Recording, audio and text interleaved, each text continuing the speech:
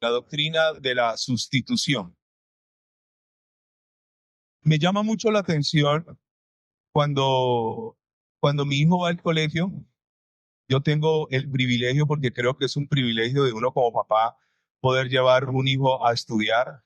Y cuando yo lo llevo a estudiar y ya entramos al colegio, ahí él me da un abrazo y me da un beso, y yo casi siempre le digo lo mismo, le digo: estudia y aprende para que me enseñes. Yo le digo eso. En ese orden de ideas, eh, mi hijo ha cogido estos días un tema sobre el Titanic, ¿no? Y entonces el hombre coge un tema y comienza: papá, ¿y cuál era el recorrido que el Titanic traía cuando se hundió? Y entonces yo exactamente me vi la película de Leonardo DiCaprio. El recorrido, no, mi amor, yo no lo engaño, yo le digo: no sé, pero voy a qué, a averiguar. Y averigüé. Salió de Londres y venía para Nueva York. Ok. Digo, ya averigüé, ok. Papá, ¿y en qué parte y qué océano fue donde se hundió el Titanic?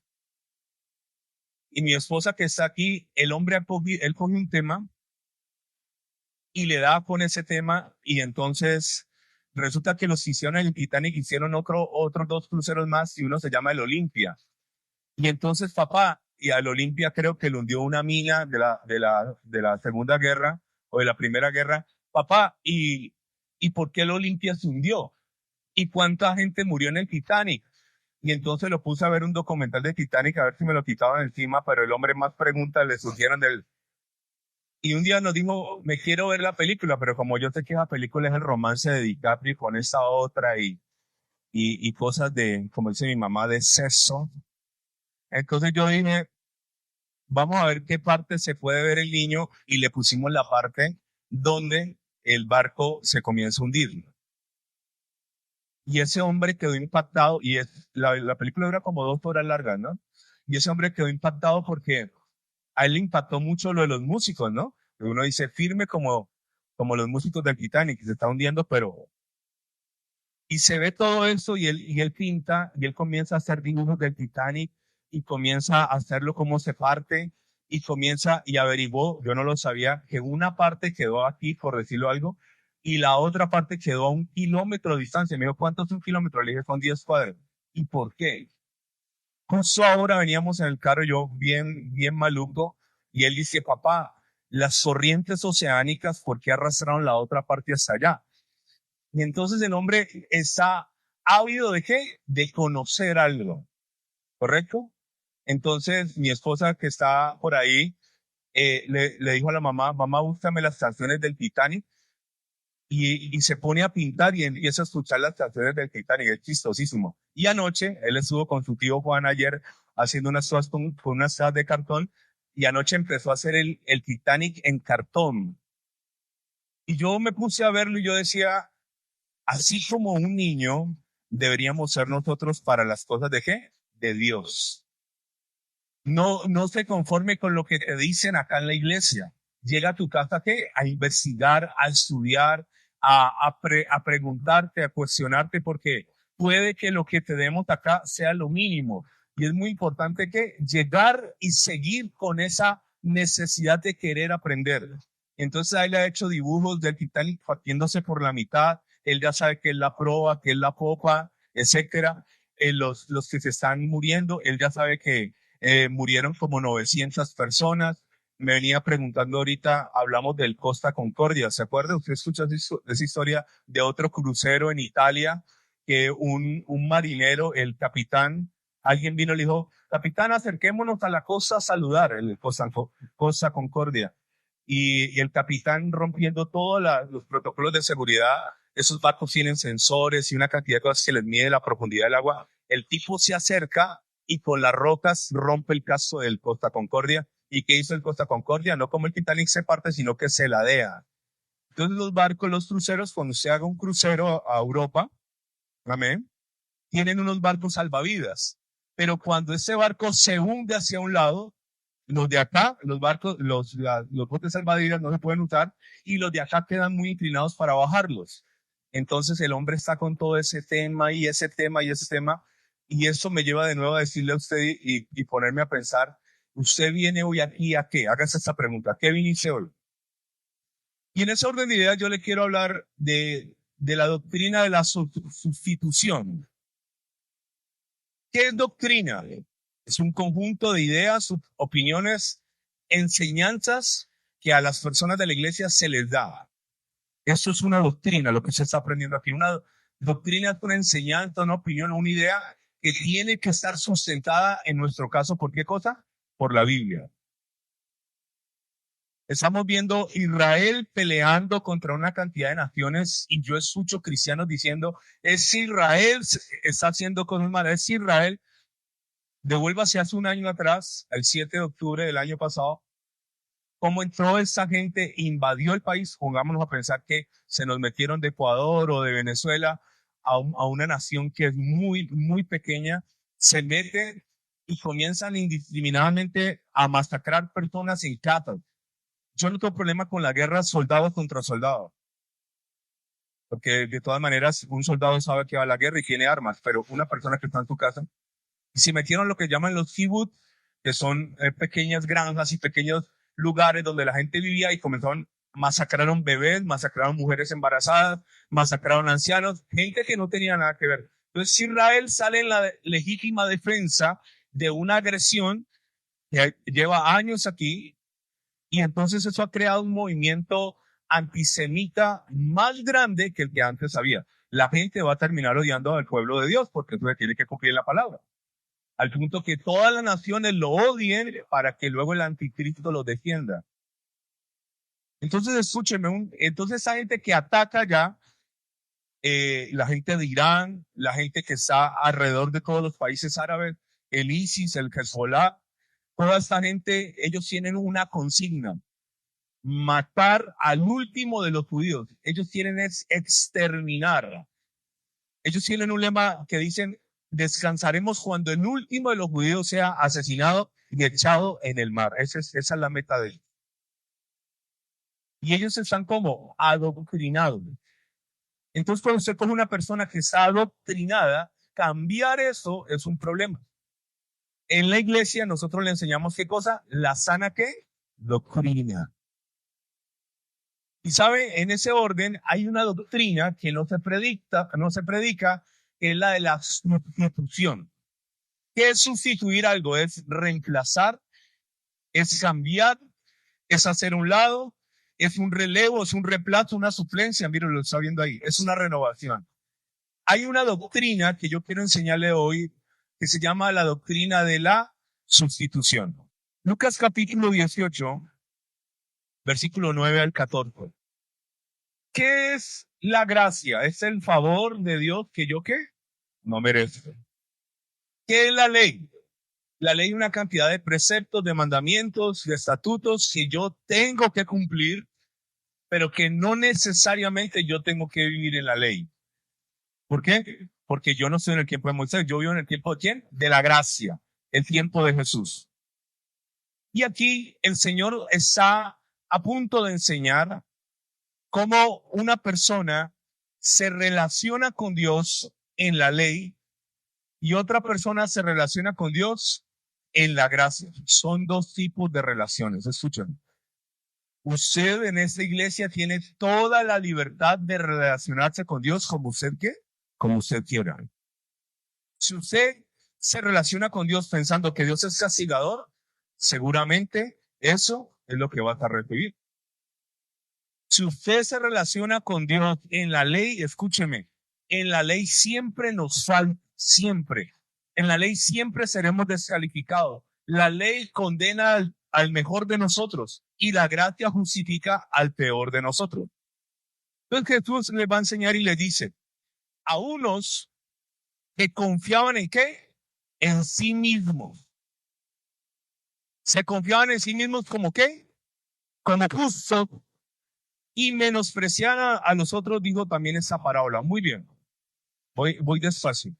Aquí está Frank Charles, que me alegra mucho verte y es muy lindo tenerte acá. Fran estuvo con nosotros muchos años hasta que se fue a vivir a Cartagena. Y yo creo que Fran venía a las alboradas. ¿Te acuerdas de las alboradas que hacemos a las 5 de la mañana?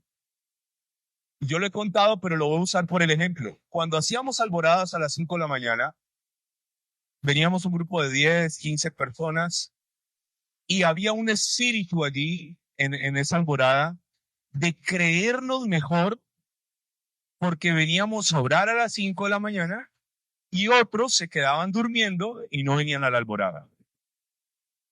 Esto es un peligro cuando yo comienzo a hacer las cosas buenas para el Señor. Mire, cuando yo quiero hacer algo bueno, de aquí para arriba me encuentro con Satanás diciéndome, no lo haga, no lo haga, no lo haga. Pero Satanás es un lisonjero y cuando usted comienza a hacerlo, Satanás comienza a decirte, vos sos el mejor. No, de tu casa, no, vos sos el santo de la casa, vos sos la santa de la casa. Es que en la iglesia no hay otra hermana como vos. O sea, cuando Satanás no logra impedir que usted haga la voluntad de Dios, utiliza otra estrategia. Comienza a adularnos. Comienza a decirnos que somos superiores a otros. Vanidad de vanidades, dijo el predicador, todo es ¿qué? Vanidad. La palabra vanidad significa ¿qué cosa? Vacío. Al Pacino en la película El abogado del diablo dijo, haciendo de diablo, dijo, mi pecado favorito de la humanidad, la vanidad. Entonces el diablo nos pone la mano en el hombro, no literal, pero en un ejemplo nos dice, no, Dios tiene que estar orgulloso de vos. No, es que venir a las 5 de la mañana a orar eso y el otro se queda durmiendo. Y no puedo decir que todo fue malo, tuvimos bonitos tiempos, pero no sé en qué momento el corazón comenzó a confiar en sí mismo como qué, como justos. Hay personas que les gusta la ley del embudo. Ancho para ellos y angosto para quienes. O sea, me explico. Quiere que Dios con ellos los trate con gracia, pero quiere que Dios a los demás los trate con ley. Escúchame. Para ellos aplica la gracia, la paciencia, la misericordia. Para otros aplica el juicio y aplica ¿qué cosa? La condenación. Sigue hablando el Señor. En la NTV dice, tenía mucha confianza en su propia rectitud. Miren, tenía mucha confianza en que eran ¿qué? Rectos. Y en la PDT dice, habían unos que creían que siempre hacían el bien. Versículo 10. Entonces ocurre algo muy interesante. Dice, 2 hombres subieron al templo a orar. Uno era fariseo y el otro era ¿qué? Publicano. Si usted tiene su Biblia y si usted trajo su cuaderno, porque usted va a aprender, ahí donde dice fariseo, colóquele maestro. Y ahí donde dice publicano, colóquele traidor. Reemplacemos esas 2 palabras. ¿Qué era un fariseo? ¿Era un qué? Un maestro. Si usted va a estudiar a la universidad y de pronto le dicen, acaba de llegar tal persona, usted dice, wow, allá viene un maestro, lo que él va a enseñar, eso es. Pero al otro le decían traidor. ¿Por qué? Porque el publicano era un judío que oprimía a sus hermanos judíos, les sobraba impuestos para dárselos a quién? A Roma. Ok, sigamos con la lectura. Entonces, versículo 11. El maestro puesto en pie, una postura de orgullo, ¿no? Está todo el mundo seguramente arrodillado, todo el mundo está, él toma una postura erguida.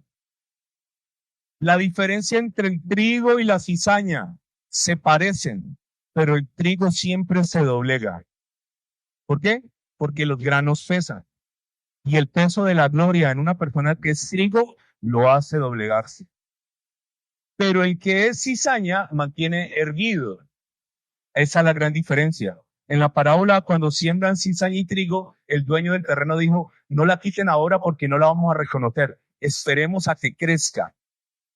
Entonces, en una iglesia hay personas que son trigo. ¿Cuáles son trigo? Los que son humildes.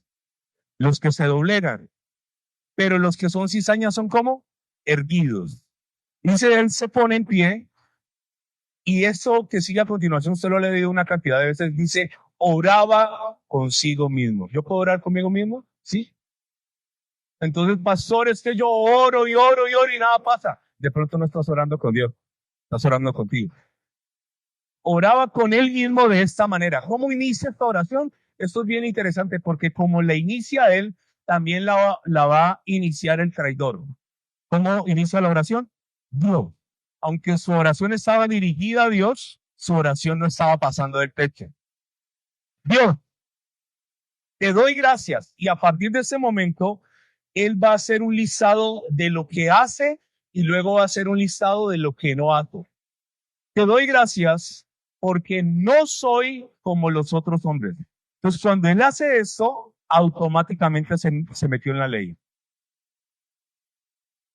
Cuando yo comienzo a compararme con los demás, la ley me comienza a medir. Cuando usted entra a medir a los demás, hermano, te comienzas a meter ¿en qué cosa? Por una ley espiritual. Con la vara que yo mido, seré como... Hay un escándalo de un pastor en Estados Unidos que dejó a la mujer y la mujer lo dejó a él y es una gente reconocida. Y yo tengo a alguien que va a esa iglesia allá. Y les quiero contar una cosa. Ay, es que ya, no. A mí no me interesa saber ni por qué la dejó, ni ella por qué lo dejó y si se volvieron a casar o no. Es un problema de ellos. ¿Por qué? Porque si yo me pongo a medirlos a ellos severamente, Dios me guarde un día también en mi debilidad, en mi flaqueza, en mi pecado, que voy a encontrar esa misma que medida. Escúchame, no se engañen. Si usted mide en la ley, no espere que usted sea medido en qué cosa, en la gracia. Escúchame. Si usted le fascina ver la paja en el ojo ajeno, escúcheme, cuando la paja también es en tu ojo, también será notoria. Y entonces dice, te doy gracias, ¿no? Como, wow, yo soy aquí la última Coca-Cola del desierto. La última empanada de la vitrina, soy yo. Wow, te doy gracias, ¿no? Es que conmigo, Señor, te sobraste. Y le dice, porque no soy como los otros hombres.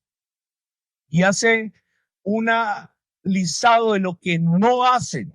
Y yo creo firmemente que él no lo hacía, porque Jesús no está hablando de la hipocresía, está hablando de la jactancia religiosa.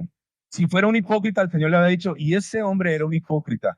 Entonces dice, los otros hombres, ¿cómo eran? Ladrones. ¿A quién se la estaba echando este hombre? ¿Cuál era el ladrón que tenía más cerca? El recaudador de impuestos. Gracias, Señor, porque no soy. Mi esposa estuvo en un evento esta semana que hizo por ahí un lugar y cuando usted se suba alguna vez aquí a orar o a predicar, nunca imposte la voz. Entonces ya me decía tan curioso que es una persona cuando se sube y cambia la postura y tan, Señor, yo te pido que nos bendiga, Señor. Una cosa que dice, no soy como los otros hombres, ladrones. Y luego dice, no soy como injusto. Mire la gravedad de su afirmación. ¿Hemos sido injustos en algún momento? Sí. Hemos sido injustos. ¿Hemos sido en algún momento ladrones? Sí. Y dice, adúlteros. Usted sabe que se adultera hasta con la mente. O sea, este hombre estaba en un nivel que ni siquiera de pensamiento había adulterado, según él. Y luego dice, ni aún, aquí entró en un gravísimo problema con el Señor y son las comparaciones. Ni aún como este qué. O sea, si el tipo está orando con Dios, ¿para qué tiene que meter al otro allí? Escúcheme eso. Para usted brillar no tiene que pisar a nadie. Dígale que está a su lado. Para usted brillar no tiene que pisar a nadie. Escúcheme.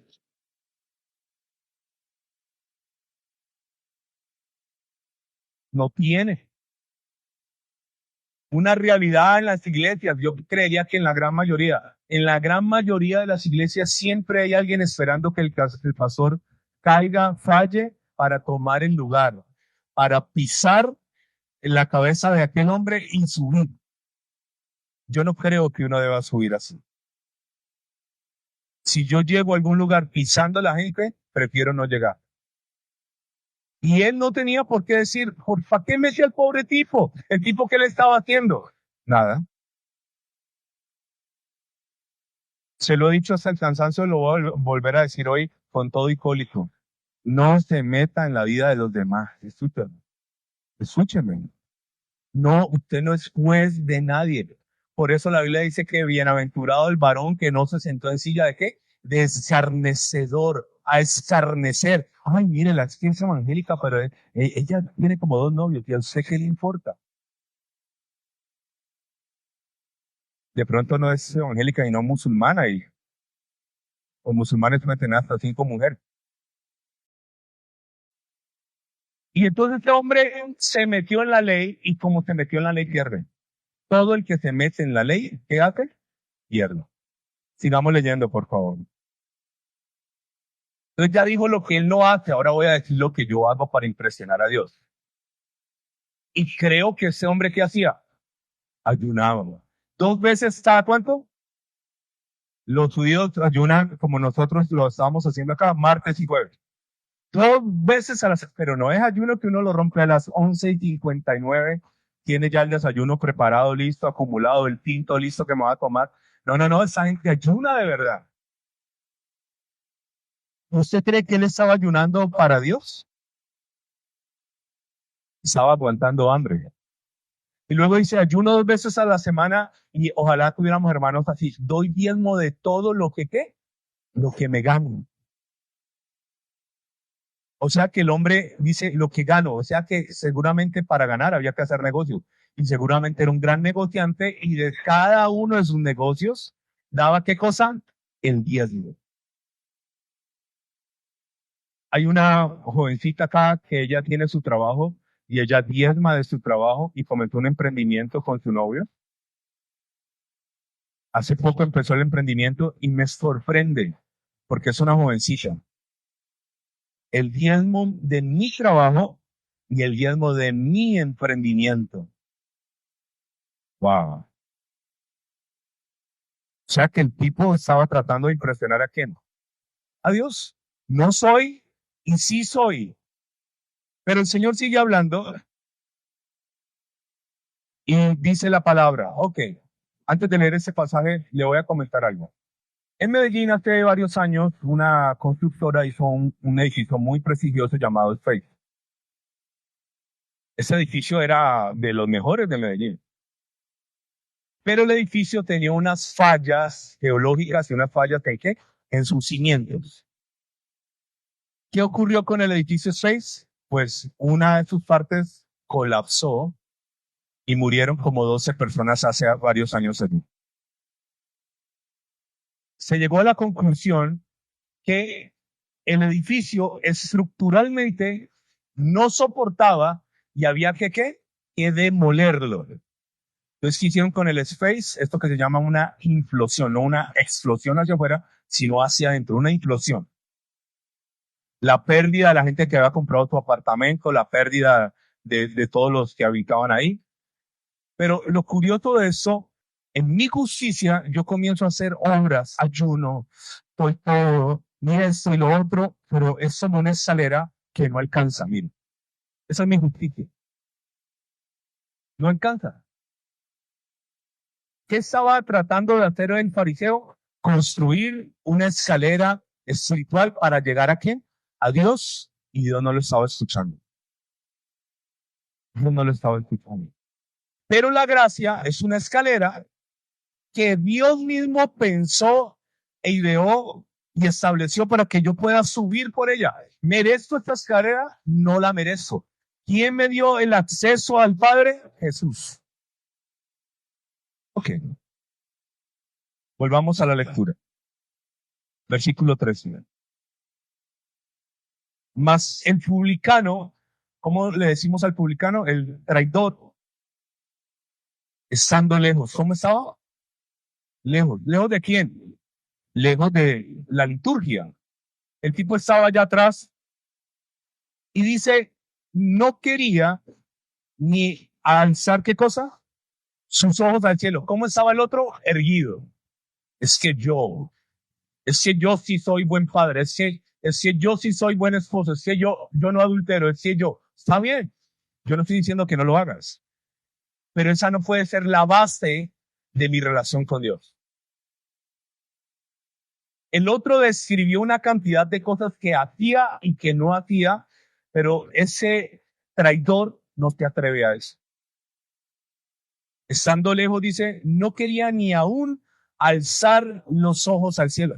¿Por qué cree usted que no quería alzar los ojos al cielo? Ya pena. ¿Pena de quién? De Dios. No quería ni siquiera mirar al cielo. Se sentía tan mal. Y dice, sino que se golpeaba el pecho. Golpear el pecho es una actitud de soy yo, de mea culpa, ¿no? De reconocimiento. Mientras el otro proyectó hacia los demás las culpas, él estaba asumiendo su propia culpa y estaba diciendo que él no era justo, sino ¿qué cosa? Pecador. O sea que cuando yo vengo a donde el Señor y yo digo, permiso que esté aquí bien el ungido, el Señor me dice, quédate allá afuera, por favor. Hemos visto cosas tan absurdas como, yo no sé, pastores que se enloquecieron con la fama, con la unción, con el poder. En mi época había un dicho, tocarle el manto al pastor. No, pues Jesús. Y yo la mujer del club. ¿Tocarle el manto para qué? ¿Qué va? ¿Qué manto? ¿Acaso usa manto? No. Y hoy en día tenemos gente que casi como que levita, ¿no? Levitan, hermano. No se engañe. No te, escúcheme. Perdóneme que yo le hable así, pero agradézcalo. No se engañe. Mientras mantengas juzgando a los demás, no vas a poder entrar en la presencia del Señor como debería. Pero luego dice, ¿cómo empezó él a orar? Diciendo, ¿cómo empezó el otro? Dios. ¿Y cómo empezó ese? Dios. ¿Se supone que estaban buscando al mismo Dios? Sí, claro. Y luego dice, sé propicio. Ok. La palabra propicio viene de la palabra propiciar. ¿Usted recuerda cuando nosotros enseñamos aquí sobre el arca que le hicimos? ¿Se acuerda? El arca tenía una tapa que estaba con unos querubines. En esa tapa se rociaba la sangre. ¿Y esa tapa cómo se llamó? Propiciatorio, correcto. La tapa donde se esparcía la sangre estaba por encima de la ley. ¿Qué contenía dentro? Los mandamientos de Moisés, la vara de Aarón y las tablas y el maná. O sea, la ley está abajo, pero por encima de la ley está, ¿qué cosa? La gracia. Había algo que se llama el propiciatorio. ¿Qué estaba diciendo ese hombre? Estaba diciendo, sé propicio a mi pecador. Le voy a contar algo fantástico. ¿Por qué él estaba diciendo que Dios fuera propicio a él? Porque todos los días en el templo, a las 3 de la tarde se mataba un cordero. Y ese hombre estaba apelando a la sangre de ese cordero para que Dios lo que lo perdonara. Ser propicio significa yo necesito esa sangre de ese animalito que a las 3 va a morir porque yo no califico porque soy, ¿qué cosa? Un pecador. Y le quiero contar una cosa, la gracia de Dios es dada porque la sangre del Cordero de Dios fue derramada en la cruz y en esa cruz usted y yo fuimos, ¿qué cosa? Perdonados. Escúchame. Entonces el tipo dice, sé propicio. Él no viene a decir, y yo no soy como arrogante, como ese, uy, no, ese fariseo sí es arrogante. No, él vino y se metió él con Dios. Él. No metas a nadie más allí. Y ocurre algo muy interesante. Ah, bueno, ser propicio, palabra muy rara, en tal sentido que solo es usada una vez en el Nuevo Testamento en el sentido de hacer reconciliación por sacrificio. Él dijo, yo no puedo, pero hay un animal que es inocente que derramará su sangre por mí. Sigamos leyendo, por favor. 14. ¿Quién está hablando en ese pasaje? Jesús el Señor. Entonces él les pone esas dos versiones de personas que van a buscar al templo y luego dice, os digo que ¿cuál ese? El traidor descendió a su casa como ¿qué es justificado? ¿Ah? Perdonado, ¿qué más? Aprobado, ¿qué más? Es justificado, reconciliado, redimido. Este fue, porque él estaba enseñando de la arrogancia, de la jactancia. Dice, ese que dijo que era un pecador, que dijo que él no podía solo, que apeló a la sangre, descendió a su casa justificado antes que el otro.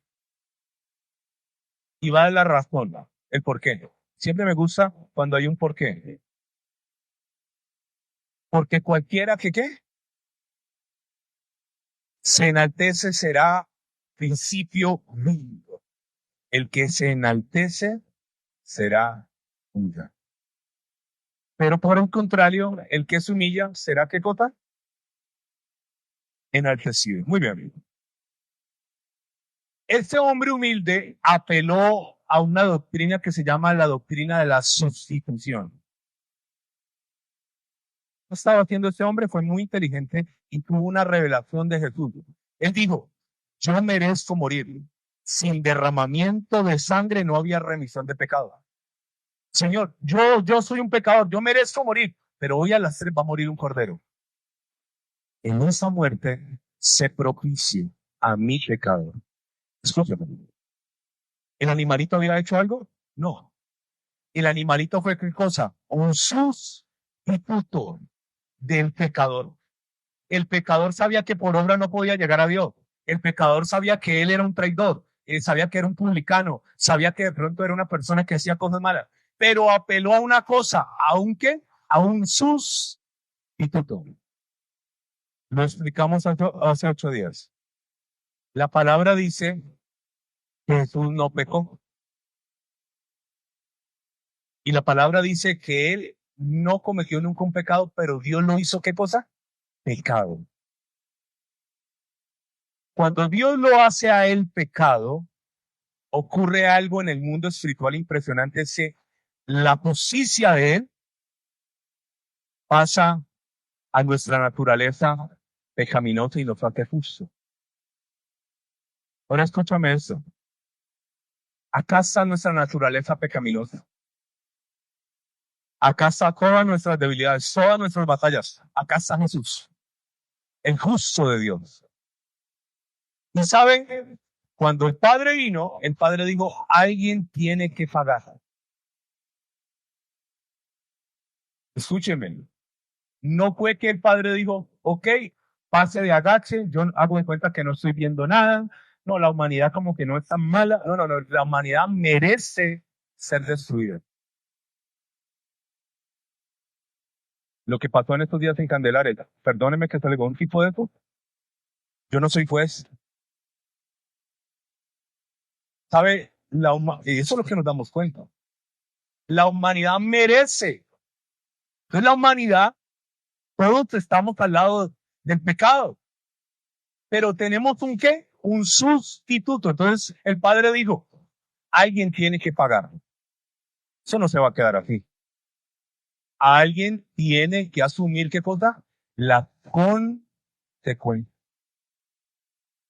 No se sienta mal de recibir la gracia. Ay, sí, yo me siento tan mal porque yo no hice nada. Por eso, usted no hizo. Porque había ¿qué cosa? Un sustituto. Entonces el Padre habla con Jesús y le dice, ¿estás dispuesto, Jesús?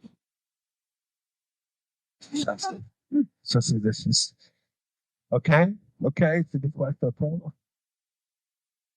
Y el padre le dice, pero te va a costar. Y Jesús dice, hey, ok. Yo recocharme con este cólico no me puedo reír. Y entonces le dice, te va a costar tanto que va a haber un momento donde me voy a separar de ti. Pero él fue, ¿qué cosa? El sustituto. No había nadie entre nosotros que lo pudiera hacer. ¿Por qué?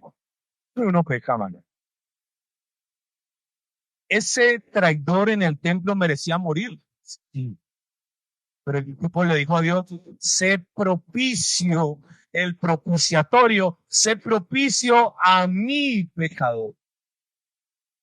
O sea que ante Dios es mejor llegar como humilde. Hay personas que en un momento de rabia vienen y le dicen, Señor, ¿sabes qué? Desato juicio. Uy, hermano, cuidado. ¿Sabes qué, Señor? Castígala. Castígalo. Cuidado. Y Dios dice, ok, castigo. ¿Y tú cómo estás? ¿Tú cómo vas? Ahora, Jesús tuvo que recibir todo lo que la humanidad merecía. Nosotros no dimensionamos eso. Todo, absolutamente todo. ¿Para qué? Para que ahora la humanidad pase de estar en pecado y ahora se convierta en una humanidad como justificada. No por obra de nosotros, sino por algo que se llama, ¿qué cosa? La gracia de Dios en mí. Escúchame. La gracia. ¿Entiende el concepto? Gracia es gratis. Gratis no es barato. Gratis es que alguien ya pagó. Escúchame. Alguien ya pagó. Eso es gracia. Eso es gracia. Aprovechando que está Fran aquí, me acuerdo de una historia. Fuimos a San Andrés, mi niño estaba maluco, tenía meses, estaba bien maluco y nos fuimos, llegamos a San Andrés y llegamos al hotel cuando es que, no, el check-in es a las 3 y nosotros llegamos como a las 11. Si quiere le dejamos las maletas. Yo le digo, no, el niño viene maluco. Ay, lo sentimos. Usted sabe que en San Andrés al mediodía cierran, ¿no? Cierran todo. ¿Yo qué hago? Yo llamé a Fran. Estoy en ese sitio. Tranquilo, pastor. Fran siempre fue muy empático y diligente. Tranquilo, pastor. Nos consiguió otro lugar, otro hotel, donde quedarnos mientras hacíamos el check-in en este lugar. Yo llegué a otro hotel donde yo no había pagado, donde él pagó por algo que se llama, ¿qué cosa? Gracias. Yo tengo que pagar. Usted no tiene que pagar para que Dios lo ame. Usted no tiene que pagar, escúcheme. Si yo intento pagar, me vuelvo ¿qué? Legalista. Yo ayuno 2 veces a la semana. Yo no soy como los demás. Yo no adultero. Yo no robo. Legalismo. ¿A ese le funcionó? No le funcionó. La gente a veces me busca en el Facebook y no me encuentran porque mi Facebook se llama Locos pero Cuerdos. Y alguien me preguntaba una vez, ¿y usted por qué le puso? Usted no quiere que nadie lo encuentre. Y yo no pongo las cosas por, ay, a ver, ¿qué me pongo? Yo una vez leí este pasaje hace muchos años y me ministró tanto. Y dije, mi Facebook se va a llamar Locos, pero Cuerdos. Dice el apóstol Pablo, porque si estamos como, usted está como loco. ¿Es para quién? Para Dios. Y si somos qué? Cuerdos, ¿es para quién? Para vosotros. ¿Qué está hablando Pablo? Para el mundo, pensar que Dios hizo todo para salvarme es como locura. A la gente le fascina sentir que Dios es malo. Yo vengo a decirle, Dios no es malo, Dios no se alegra con su pérdida, Dios no se alegra con su derrota, con su enfermedad, con su fracaso, y mucho menos se alegra que la gente se vaya al infierno. Escúcheme, la gente se va al infierno porque quiere, no por Dios. No es Dios. Entonces yo soy loco para Dios. Eso es una locura. Cuando Pablo predicaba la cruz a los griegos, dice que los griegos consideran el mensaje de la cruz como locura. ¿Por qué? Porque los griegos tenían los dioses del Olimpo. Ahí estaba Zeus y todos los demás dioses de ellos. Y decían, ¿cómo tu Dios vino, se hizo hombre y fue a la cruz a morir de esa forma tan horrenda? Ese es mi Dios. Tomó mi lugar. Es el único. Es el único. No existe ninguna religión donde el Dios de esa religión tome el lugar de sus seguidores para morir por ellos. No hay ninguna. Y salte por favor al versículo 17. Dice la palabra, de modo que si alguno está en, permítame por favor explicarle esto. Subraye está y subraye en, por favor. Está viene del verbo estar. Y en denota un lugar. ¿Qué denota en? Un lugar. De modo que si alguno está ¿en qué? ¿Usted hoy dónde está? Sí, pero físicamente, ¿en qué ubicación está? Pues, si alguien lo llama ahorita, hey, ¿dónde estás? Ah, yo estoy en la iglesia. está en la iglesia, está en el templo, pero si usted quiere profundizar más, usted dice, yo soy en el barrio San Nicolás y yo soy en la carrera tercera 42. Dice la palabra, de modo que si alguno está en Cristo, cuando yo soy en Cristo, nueva criatura soy, las cosas viejas que pasaron, he aquí todas son hechas que, para que en mi vida ocurra el nuevo nacimiento, yo tengo que estar en quién, en Cristo. Escúcheme. Yo tengo que estar en la gracia, escúcheme. Dice la versión Dios habla hoy de este pasaje, dice, por lo tanto, el que está unido a Cristo es una nueva persona. Las cosas viejas pasaron, se convirtieron en algo nuevo. Ahora, siga leyendo conmigo, por favor. ¿Están en Cristo? ¿Es por mí? No, ¿quién lo fomenta? ¿Quién lo patrocina? ¿Quién lo creó? ¿Y eso proviene de quién? Cuando se refiere a Dios, ¿a qué ser de la Trinidad se está refiriendo? Al Padre.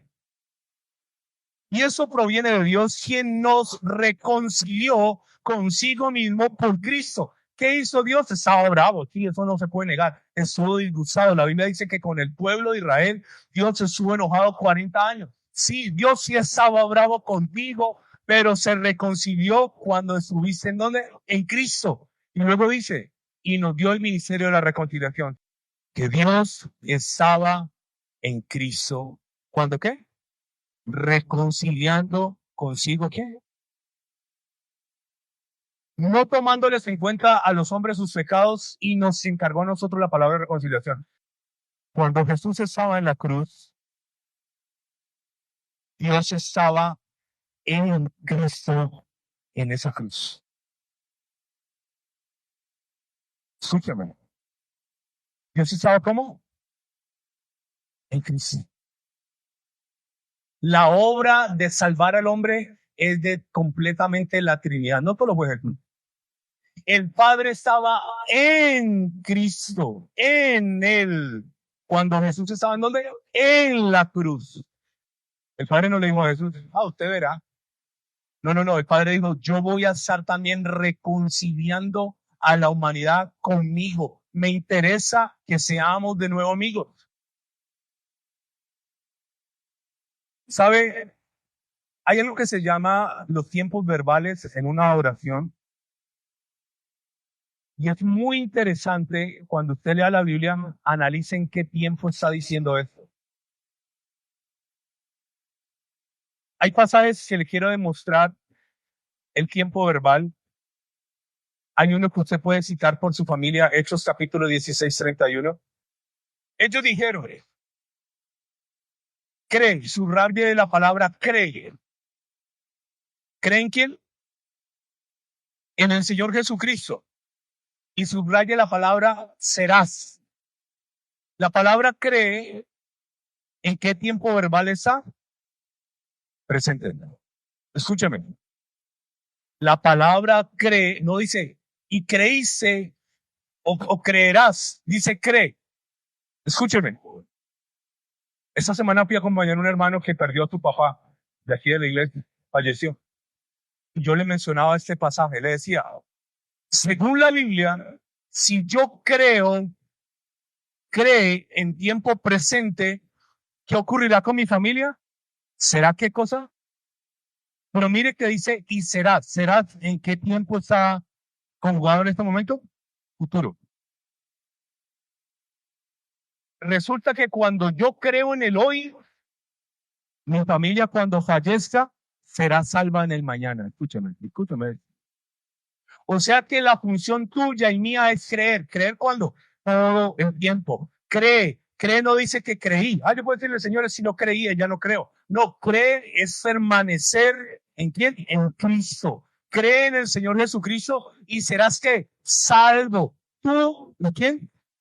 Hermano, puede que en tu familia sean el peor borracho, la peor mujer, pero si tú crees, según la Biblia, ellos serán salvos. Escúchame, por gracia.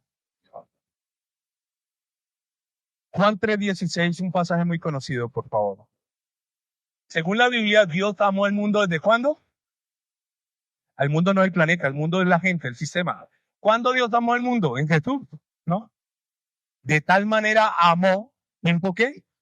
Pasado, al mundo que ha dado a su hijo unigénito, es el único hijo. Cuando dice que es el primogénito, es de muchos, y el unigénito es su único hijo. Que ha dado su hijo único para que todo aquel que en él, otra vez vuelve y dice, cree. Eso suena como raro, ¿no? Para que todo aquel que en él crea, ¿no? Para que todo aquel que en él ¿qué? Cree, porque hay que creer ¿cuándo? Siempre. Nosotros los cristianos no estamos en una carrera de velocidad, estamos en una carrera de resistencia. ¿De qué me sirve creer 1, 10 años y al final ya no creo? Cree. Dice, para que todo aquel que en él cree, presente, no se pierda, mas tenga ¿qué cosa? Ok. Finalicemos. Allí en 2 Corintios, capítulo 5, versículo 19. Que Dios el Padre estaba ¿en dónde estaba el Padre? ¿En el cielo? ¿Displicente? ¿Indiferente? No, no, no. El Padre está interesado en ti, en que tengas una relación con Él. Eso es glorioso. Reconciliando consigo al mundo, no tomándoles en cuenta a los hombres sus pecados. ¿Por qué no les tomó en cuenta? Porque ya hubo un ¿qué? Un sustituto. No fue que dijimos, ay, bueno, dejemos así. No, no, no. Alguien pagó. Y luego dice, y nos encargó a nosotros la palabra de reconciliación. Así que somos embajadores en nombre de Cristo, como si Dios rogase por medio de nosotros. O rogamos en nombre de Cristo. ¿Qué le está rogando Pablo? Reconcíliese con quién? Con Dios. Eso no es una relación de pelea con Él. Ya un sustituto ya arregló las cuentas por mí. Ya un sustituto pagó, ya un sustituto fue azotado. Por eso cuando usted lee en Isaías dice, por la llaga de Cristo, su llaga me sanó, ¿correcto? Dice, el castigo de nuestra paz fue sobre él. Alguien pagó para que usted tenga ¿qué cosa? Paz. Un sustituto, alguien que lo hizo. Y luego dice el versículo siguiente, al que no conoció pecado. ¿Quién no conoció pecado? Jesús. El Padre le dijo, te haré pecado. Por nosotros lo hizo pecado para que nosotros fuésemos hechos justicia de Dios. ¿En quién? En Él. Si usted puede cerrar sus ojos y levantar su mano derecha, dígale, yo soy la justicia de Dios en Cristo Jesús. Dígalo 3 veces. Yo soy la justicia de Dios en Cristo Jesús. Yo soy la justicia de Dios en Cristo Jesús. No porque yo sea el mejor, porque soy un pecador redimido, escúchame. Redimido. Esa es la justicia del Señor, no la del hombre. Esa es la gracia, no lo merece, no lo merezco. Y si Dios lo quiso hacer, usted se enojaría si usted llega hoy a su casa y afuera de su casa hay un automóvil nuevo y este carro, no, te lo quiero regalar. No, no, no, yo ese carro no lo. ¿Usted se enoja? Me llaman. Si te enoja, si te enoja, me llaman. Yo no me enojo. ¿Por qué nos cuesta tanto recibir el perdón del Señor? ¿Por qué? ¿Por qué constantemente nos castigamos? ¿Por qué constantemente nos condenamos? ¿Por qué constantemente nos ausentamos de la presencia del Señor? ¿Por qué si Dios ya lo hizo, escúchame, en una próxima oportunidad estaremos hablando de que la gracia no se puede convertir en una desgracia. Y es lo que mucha gente ha malinterpretado el tema. Póngase en pie, por favor, vamos a orar.